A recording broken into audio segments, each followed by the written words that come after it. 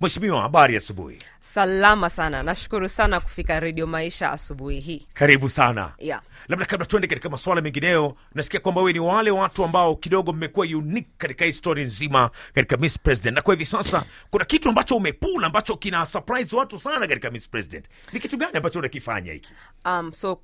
Kwanza kabisa naitwa Bina Maseno. Mimi ni mkurugenzi mkuu wa shirika ambalo linaitwa Badili Africa. So pale Badili Africa tunashughulikia maneno ya wanawake kujihusisha na jinsi ya kuparticipate katika politics and governance ya hii nchi. Pia masuala ya kumaliza vita vya kijinsia, especially katika urban informal settlement, mitaa mabanda. Yeah, na haya ndio yamekuwa masuala ambayo nimekuwa nikipush katika Miss President. Na pia economic inclusion ya especially wamama katika community zetu. Maanake nafanya kazi na wamama wa chama. Na tunajua ya kwamba sisi wengi wetu tumesoma, tumekula, manake wazazi wetu walikuwa kwa machama. So tuna ensure wamama wanaweza kupata zile resources za kuwasaidia kuendelesha biashara zao. So hizo ndio zimekuwa zile agenda nimekuwa nikipush ensure that hakuna yule ambayo anawachwa nyuma, either ni kijana ama ni mama. Badili Africa. Badili Africa. Ambapo nafahamishwa kwamba campaign pia umeonekana pia katika mitaa mabanda hivi majuzi, ukipiga campaigns hapa na pale, hususan katika mitaa ya Madhari na kadhalika. Kwani umeanza 2027 mapema mheshimiwa, ama ni vipi? Wajua, nimekuwa nikijaribu kujulisha wale watu ambao nafanya nao kazi katika zile informal settlement, ili waweze kuelewa Miss President ni nini. Na ile siku tutashinda hii kiti ya Miss President itatusaidia vipi? Manake unajua utaki siku ya mwisho waenda kuambia mtu nipigie kura, anakuuliza kura ya nini? You know, tumetoka kupiga kura just in August na watu wamechoka. So kwanza kwambia mtu tena nipigie kura, anauliza hii kura ni ya nini? So tumekuwa tukijaribu kuelimisha watu waelewe Miss President ni nini, inasaidia vipi, especially wanawake kujitokeza na kuparticipate pale katika ile leadership processes ya hii nchi, na kuelewa ile pia maswala ambayo tumekuwa tukiangazia. Unaona kama sasa tunaongelelea food security kwa hii country. Hiyo imekuwa jambo ambayo tumekuwa tukiangazia katika Miss President, kuangalia what can we do, tutafanya vipi kumaliza janga la njaa katika hii nchi, security ya hii nchi, you know, international relations ambayo pia tutazungumzia leo. So haya yote yamekuwa maswali ambayo tumekuwa tukiangazia pale Miss President. So naweza sema hata 2027 tuko tayari. Okay, maybe umezungumzia ile swala ambalo ilikuwa ni mojawapo ya swala ambalo nilikuwa nataka tuzungumzie kuhusiana na food security. Kwa hivi sasa Wakenya wengi wanakumbwa na baa la njaa katika sehemu mbalimbali hapa nchini Kenya. Na kama mvua haitanyesha na watu kuingia mashambani na kupanda na kupata chakula, ni kumaanisha kwamba hata hili tatizo litakuja pia mijini hapa hivi. Chakula pia vile pia kuna vile maybe bei vya vyakula pia viko juu. Do you think the country is handling well this issue of food security? I think hatujaweza kuhandle issue ya food security vizuri kwa muda mrefu. Manake ukiangalia hata wakati tumekuwa na mvua, hatujaweka zile mikakati za kuharvest ile maji, you know, ili wakati tunaongelelea that saizi hakuna mvua, hata hatuna ile maji. And then another thing ni storage. Very many farmers, wakulima wengi wanapoteza chakula, manake hatuna zile storage za kuweka chakula excess. Unaona, so unapata saa zingine hata mkulima anauza chakula ata throw away price, manake hakuna ile system, you know. Na pia kuna county ambazo zimeanza ku ensure that wanatengeneza hizo electronic systems za kustore chakula, ili yule mkulima hata akiwa na chakula yake excess kidogo asiuze kwa throw away price ama isiharibike, because ukiangalia percentage ambayo ya chakula inaharibika, manake especially perishable food ambayo inaharibika because we cannot store it, ni kubwa sana, you know. So that is one. And number 3 pia in terms of access to fertilizer, you know, affordable fertilizer. Unajua ni very sad that wakulima are one of the poorest, maskini katika hii nchi, na hao ndio wanatulisha, you know. That is very sad. So pia kuangalia in terms of vile wanaweza kuaccess fertilizer. Number 2 pia kuintegrate technology, you know.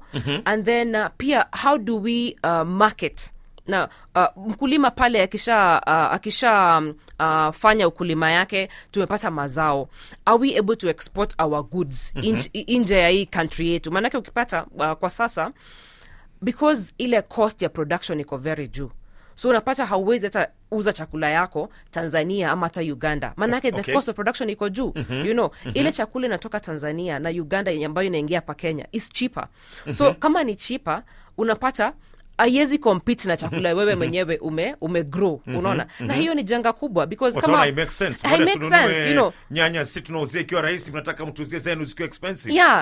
Nakumbuka hata wakati mmoja nilikuwa nimejaribu kulima kidogo mahindi, sweet potatoes, beans, na hiyo wakati tukapata stock ambayo ilikuwa inatoka Tanzania.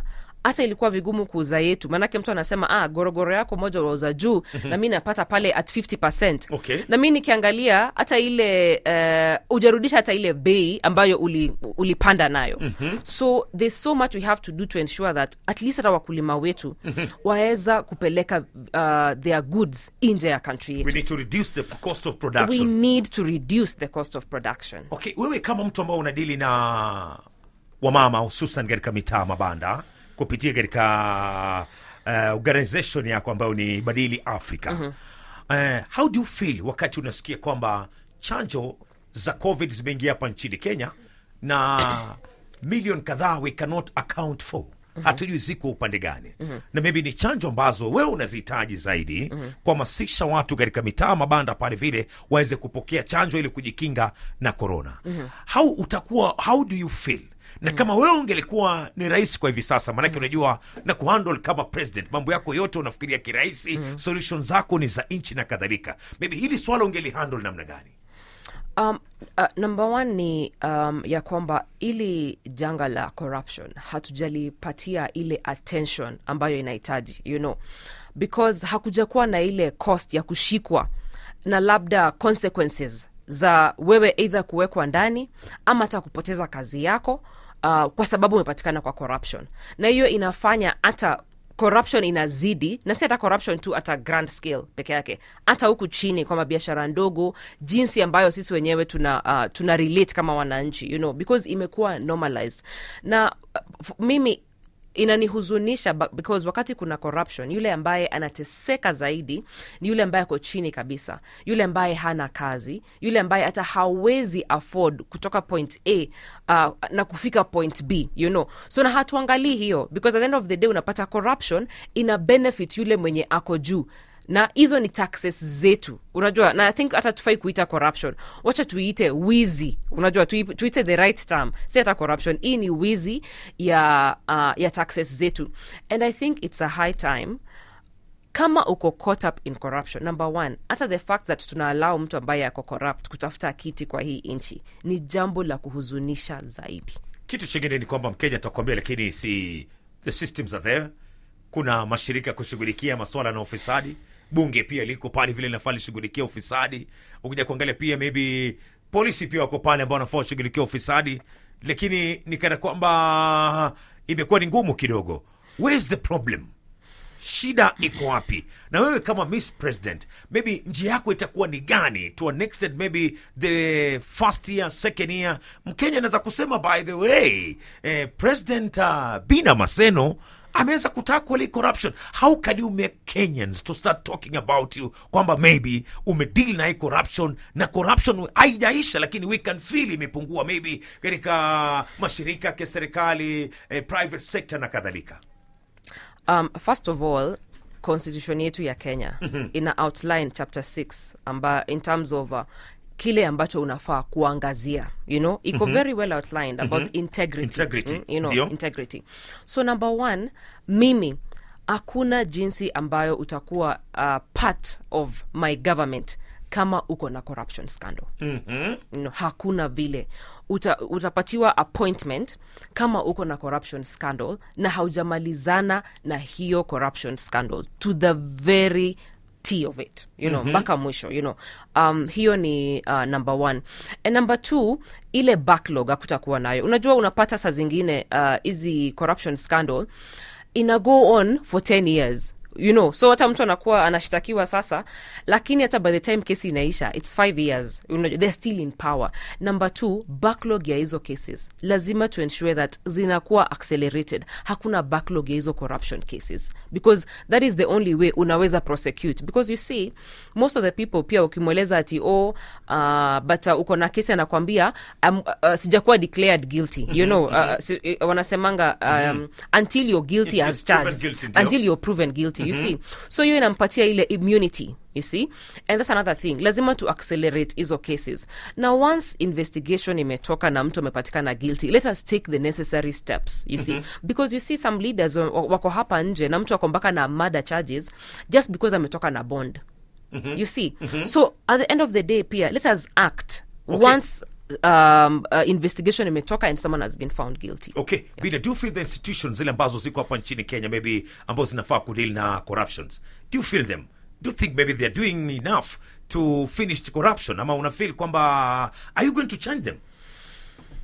Unajua wakati tunaongelelea institutions, institutions pia zinakuwa managed na watu, you see, at the end of the day. So number 1 ni ya kwamba the person ambaye ana manage your institution, values gani zinamguide, you see. That is number 1, because beyond pia ile qualification pia ni zile values za mtu, because people make institutions at the end of the day, so lazima pia tuangalie the quality of the people wenye wana manage hizi institutions, right?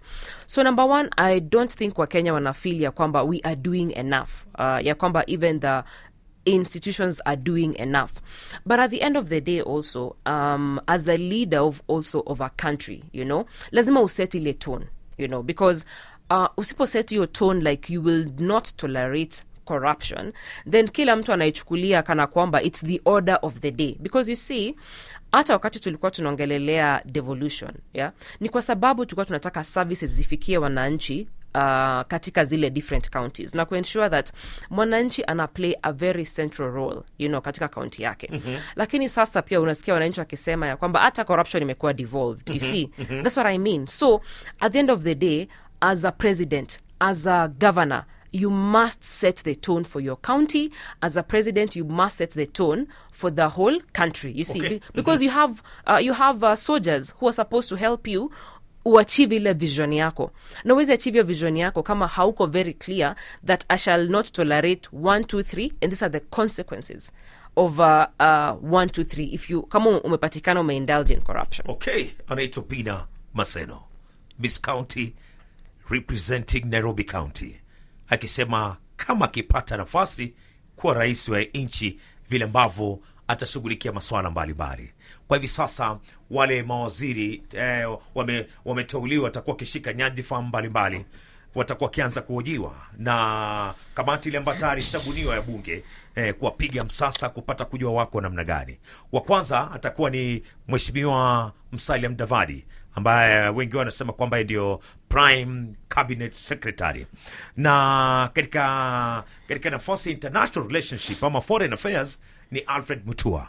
Kwanza, je, sentiment zako ni gani kulingana na Alfred Mutua na position ile ambayo kama atapigwa msasa na kupita vizuri katika bunge atakuwa akishikilia docket ambayo ni muhimu sana katika nchi? Ndio hapo tunaingia katika international relationship, foreign affairs. Maybe unamwona ni mtu aina gani na unaweza kumzungumzia vipi Alfred Mutua? Ya kwanza kabisa wacha niseme ya kwamba president through article 132 ndio inampa hiyo ruhusa ya kuwachagua whether it is whether ni commissioners, whether ni ambassadors. So ako na ile jukumu because amepatiwa mamlaka na our constitution, right? Na pia katika kuwachagua hawa watu, it is also our hope kama Kenyan citizens ya kwamba hajaangalia tu ile kuwa reward politically manake walimsupport. Ni tegemeo la wananchi ya kwamba ameangalia mtu ambaye anaweza kurepresent interests za Kenya kule nje. Okay. Because at the end of the day, unajua hata hizo nchi za nje wakati zinakuja hapa Kenya zinaangalia interests zao. So lazima pia iwe mtu ambaye anaweza balance na pia anaweza negotiate. Tumezungumza tu sahi about food security. wakati wa COVID, wakati kulikuwa na njaa zaidi, Tanzania ilikuwa very integral kwa kutupatia mahindi, kwa kuleta mahindi ambayo ilikuwa cheap, or rather ilikuwa affordable, ili kuweza kulisha wananchi during COVID. Manake ukumbuke pia during COVID kulikuwa na drought na kulikuwa na ile locust invasion ambayo iliharibu mimea yetu zaidi, you know, shoot up a hunger crisis katika hii nchi. Ndio. So lazima pia iwe mtu ambaye ana understand Kenyan foreign policy 2014 because hii Kenya foreign policy 2014 ndio ile guiding compass ambayo inafaa kuguide president na pia inafaa kuguide any ambassadors ama ministers ama representatives wetu kule nje, because ina provide yale ambayo tunafaa kuangazia kama wa Kenya, whether ni economic prosperity, whether ni peace and security, whether ni how to engage the diaspora.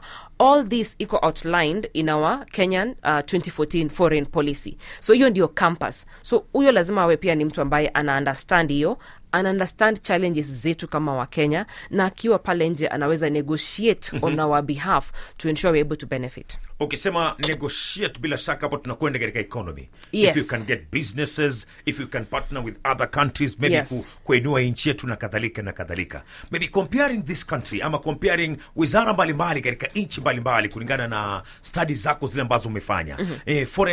Foreign affairs dockets maybe katika zile nchi ambazo umezifanyia maybe utafiti na kadhalika. Na hapa nchini Kenya. Do you think kwamba we are doing good ama we are doing bad katika wizara yetu ya foreign? No, I think we're doing good because unajua Kenya is the main economic hub. Ukiangalia hata around East Africa, right?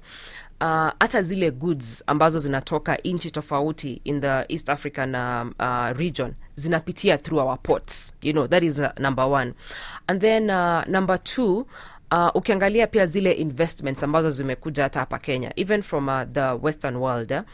Currently unaona kama nchi kama USA imeinvest over $500 million in our country, right?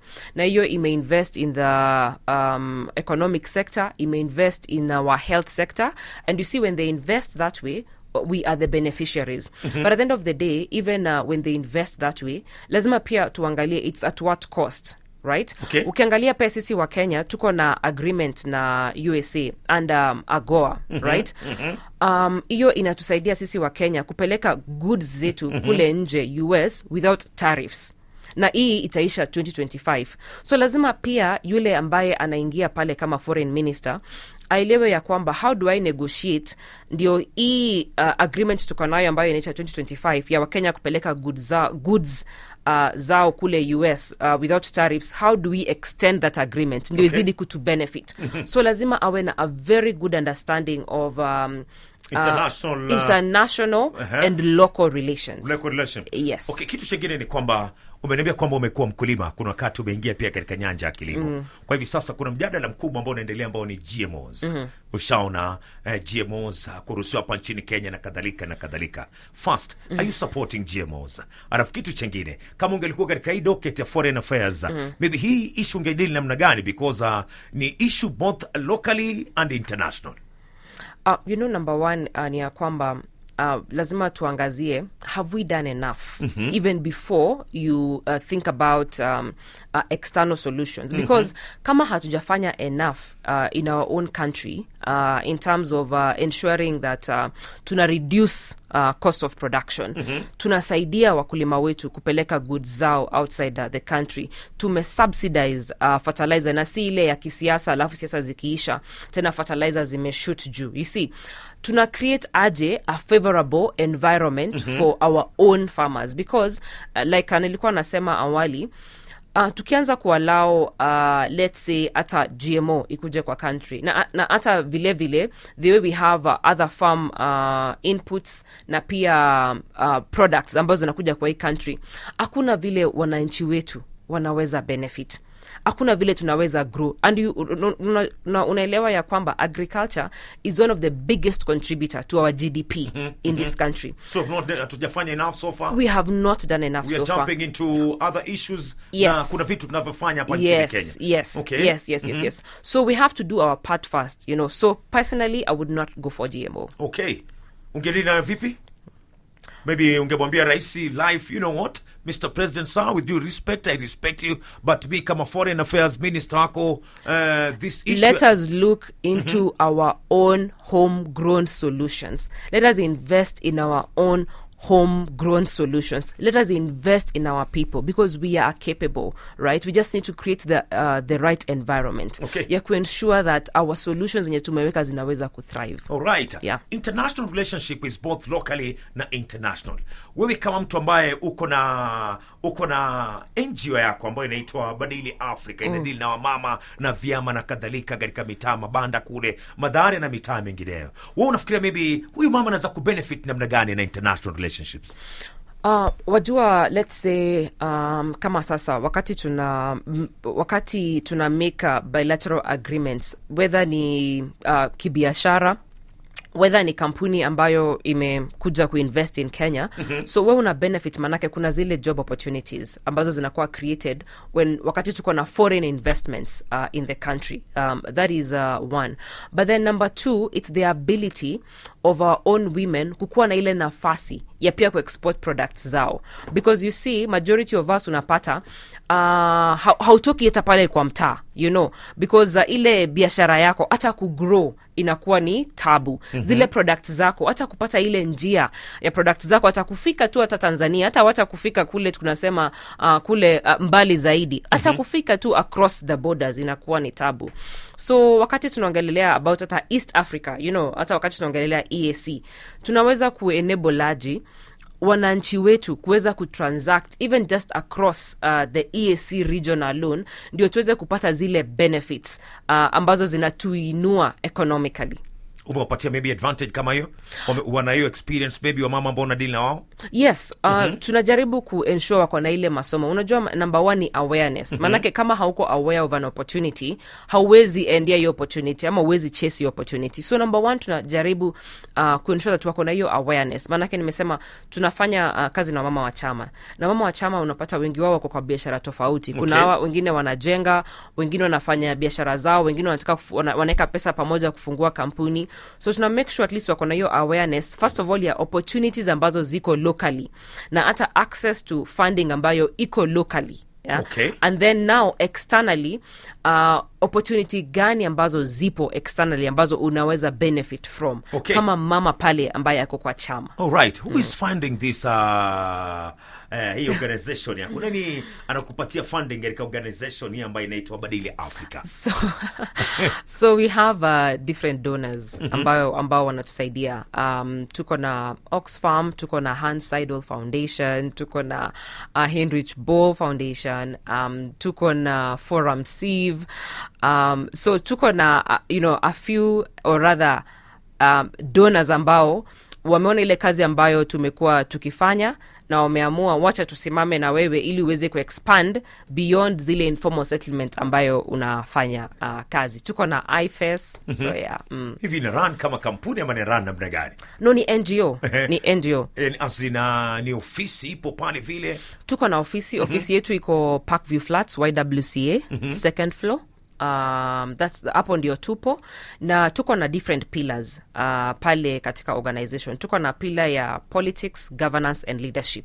Hapo ndo nilikuwa naeleza ya kwamba tunasaidia wananchi, haswa wa mama na vijana, kuelewa how can they participate actively katika political processes. You know, kama sasa tumemaliza kupiga kura, ndio kazi yetu imeanza. You know, wengi wetu wakati tuko katika ile mood ya elections, unasema mimi sasa nishamaliza tu, ningoje 5 years. Ukishapiga kura ndio kazi yako inaanza, because sasa ndio uko na ile jukumu ya kuhold ule kiongozi accountable. Ile manifesto yake alikuwa anasema ataitimiza kivipi?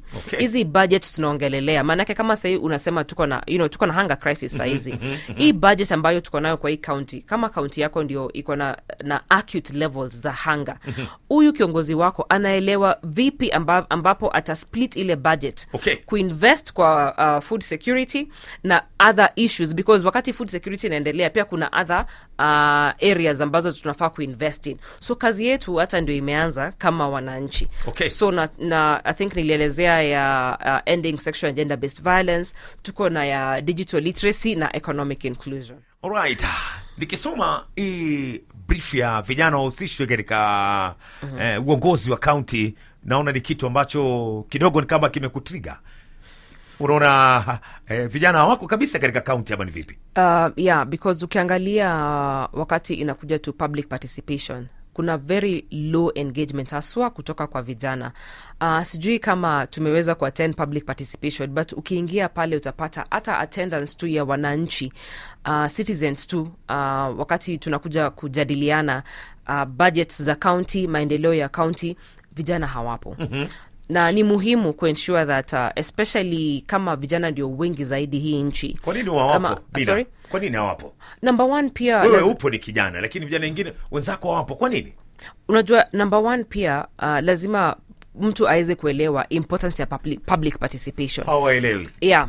And then number two pia, on the other side, angalia zile public participation meetings wanaziwekanga wapi? Wanaziwekanga kwa gazeti. Vijana wangapi waweza kununua gazeti hapa nchini ile kuweza kuelewa kesho kuna public participation?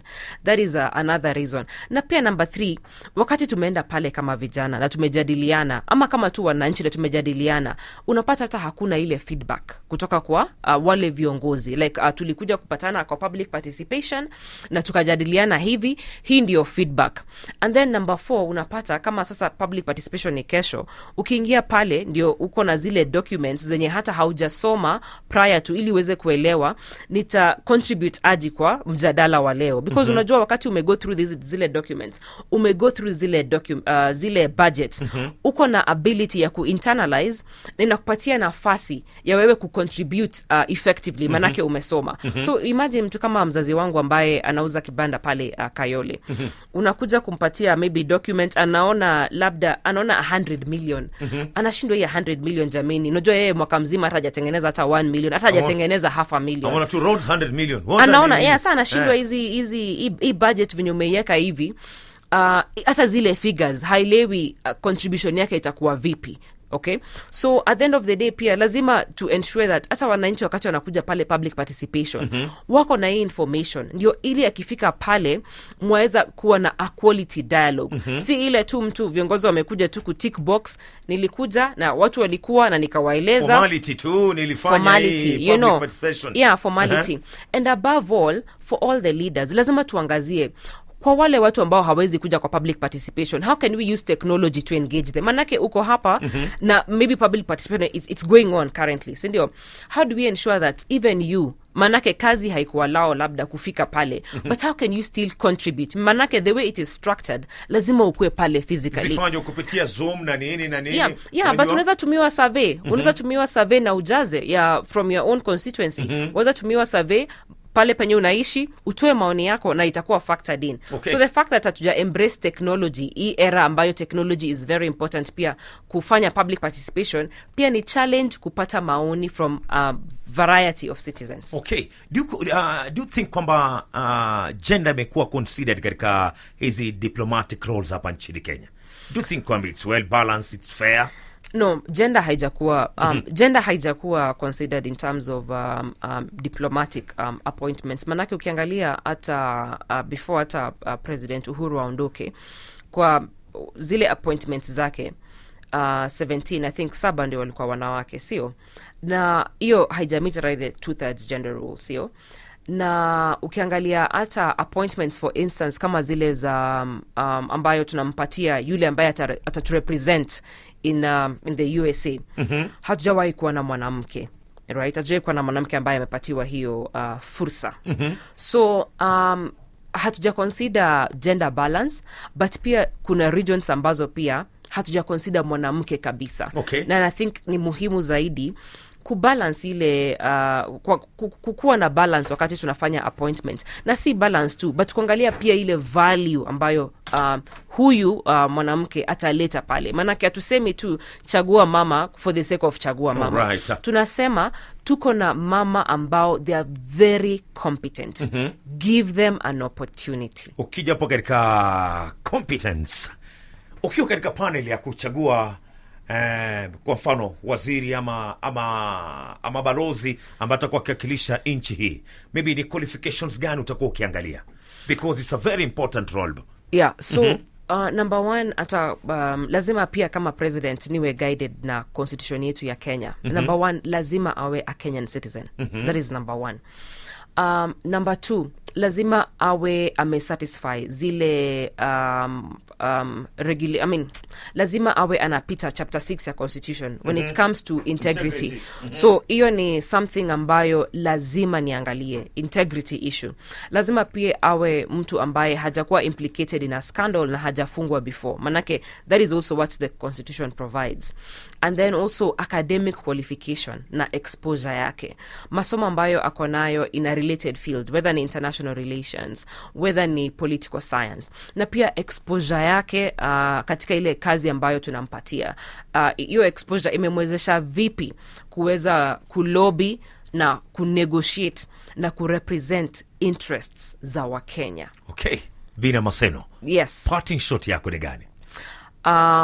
Parting shot yangu ni number one, mimi kama Miss President, agenda yangu ni economic inclusion, especially ya wale watu ambao wameachwa nyuma zaidi, akina mama na vijana, na kumaliza sexual and gender based violence. Na natumai pia hata wale viongozi ambao wanachaguliwa sasa hivi, ambao wanakuwa appointed sasa hivi, wanaangalia janga ambalo linatu affect.